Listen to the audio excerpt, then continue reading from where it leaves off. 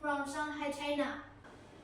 Today we're going to produce a little automatically cart that can move to the bedside and let the user use the toilet.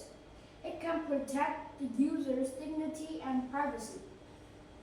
The idea behind the project is use AI technology and enhance the life of elderly people. This cart uses an adjustable toilet seat.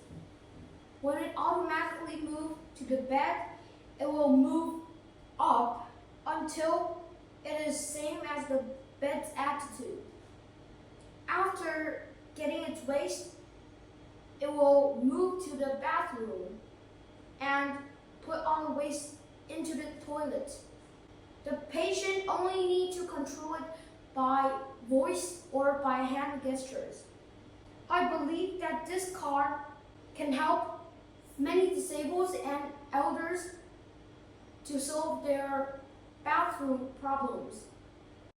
This project matches the topic AI for Good. It uses environmental friendly material, for example, the extensible iron toilet seat and the rubber and paper wheel. It can help to protect the user's dignity and privacy. The project will not only help improve caregiving quality, but also help to make a better society. Thank you for your patience.